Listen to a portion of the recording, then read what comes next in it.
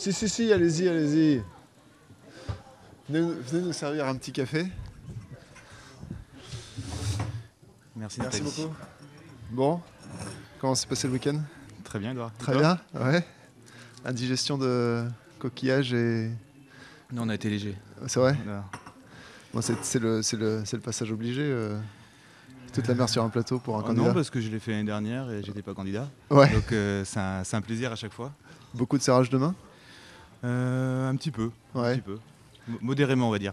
Comment est-ce qu'on fait pour passer du bulot main sale au serrage de main et lecteur potentiel main propre? Alors j'ai d'abord serré les mains et après on a déjeuné avec mon épouse tranquillement, une Ouais. petite assiette. C'est Donc, incroyable ce festival, toute la mer sur un plateau. C'est des dizaines de milliers de personnes, c'est incroyable. C'est une recette qui fonctionne d'année en année de façon sidérante, quoi. ouais, c'est bien. Il y a beaucoup de choses qui se passent par ici. Jazzambé. Ouais. Non, c'est bien. Ça attire du monde, il faut que ça continue. Bon alors, Thomas Collardeau, premier candidat déclaré sur la circonscription du Sud-Manche, Avranches, Coutances... Non, Avranches, Granville, Mortain. Exactement. Faut pas oublier Martin. Il faut pas oublier Mortain, Oui. oui, c'est loin. Mais elle est hyper étirée d'ailleurs, cette Ouais, c'est vrai circonscription. que je fais des kilomètres en ce moment. Ça passe en note de frais. Non, ça passe sur Oh, mon budget personnel. Bon. Il y a un truc que j'ai pas compris. Vous vous déclarez candidat centre-droit.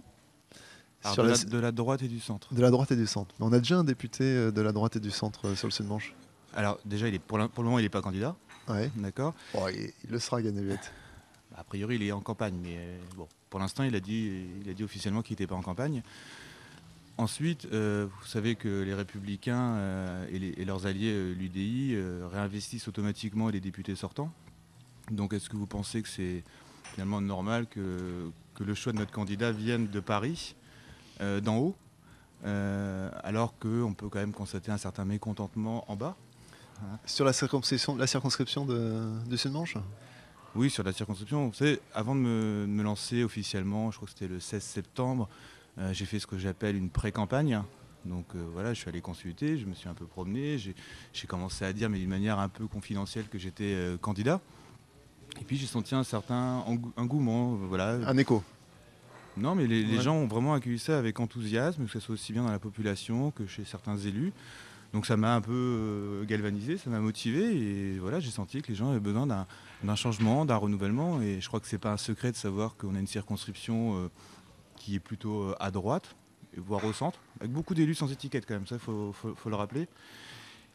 Et si on fait rien, finalement c'est Paris réinvestit automatiquement un candidat. Donc Et c'est un anti-parisianisme un anti-élite qui motive un peu votre candidature. non, moi je suis anti-rien. Vous voyez, je suis plutôt pour. Enfin voilà, après, ouais, j'ai 38 ans, je suis marié, j'ai 2 enfants, j'habite une ville que j'aime, une circonscription que j'aime. Donc voilà, c'est le moment pour moi pour y aller.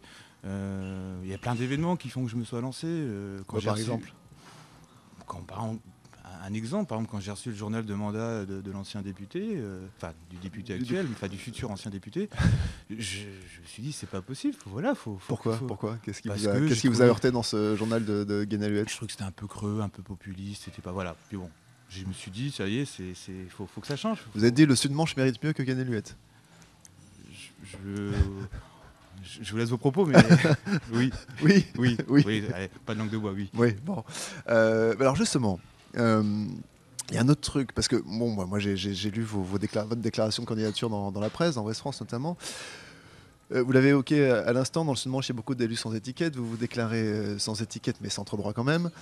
Et puis surtout, dans l'article, vous dites bon, je suis sans étiquette, mais si jamais il en faut une pour siéger dans une commission, en gros, si jamais il faut adhérer à un parti, bah, je le ferai. Est-ce que c'est pas un peu se flinguer, se tirer une balle dans le pied?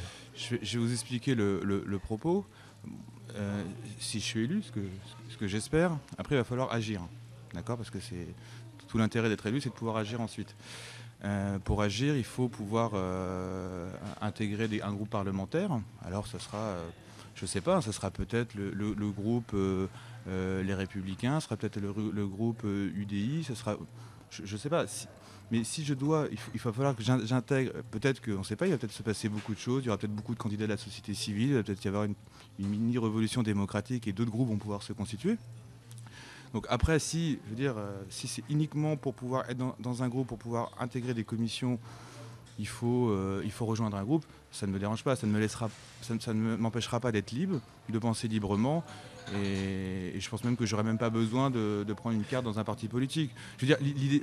Mais il y a une sorte de contradiction, c'est-à-dire qu'en fait, les électeurs aujourd'hui ont une certaine défiance vis-à-vis des partis parce que il y a un échec finalement depuis des dizaines d'années et ils ont peut-être tendance à vouloir faire confiance justement aux sans étiquette, aux gens qui, comme vous travaillez, vous êtes avocat, vous. Bien sûr. Voilà.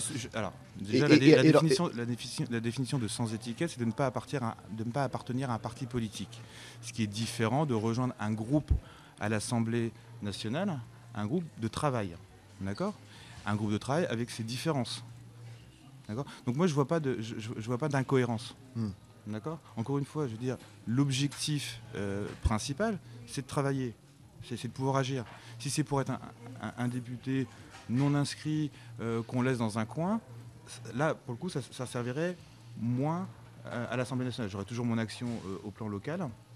Donc ouais, mais j'y vois aucune contradiction. Bien au contraire. Et je garderai ma liberté comme je le fais dans ma vie tous les jours. Le bilan de Gann-Helluette sur le Sud-Manche n'est pas bon ?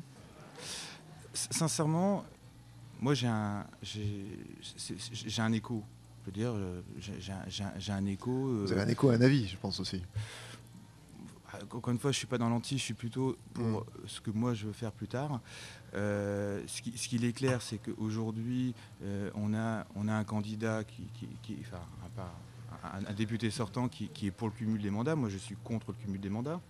Je pense que c'est compliqué de dire, de vouloir à la fois faire sérieusement son travail à l'Assemblée nationale et se vouloir l'arbitre en local des petits des comités de communes. Bon, ça c'est un grand débat, le cumul des mandats, mais oui, bon, soit. Voilà, donc je pense qu'il fait trop de choses. Ouais. Il n'est pas disponible pour le Sud-Manche, Gann-Helluette. Je pense qu'il n'est pas, disponible comme il faudrait, parce qu'il y a la disponibilité, la disponibilité médiatique, il y a la disponibilité effective. Bon alors, et à part ça, à part le cumul des mandats, qu'est-ce qui ne va pas sur son bilan ? Mais Edouard, sur l'écho que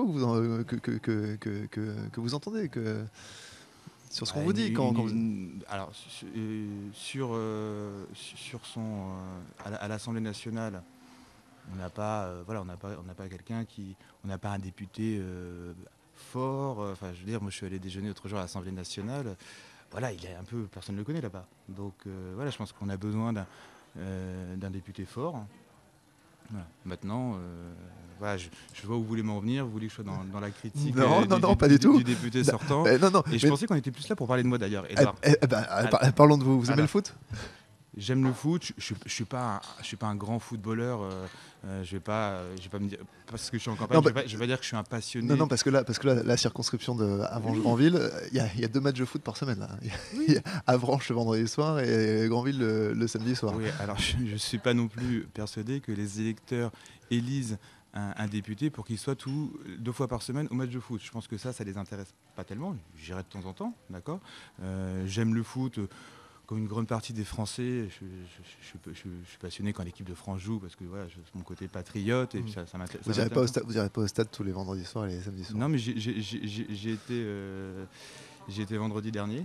D'ailleurs, j'ai un peu froid parce que c'était le changement de saison. Ouais.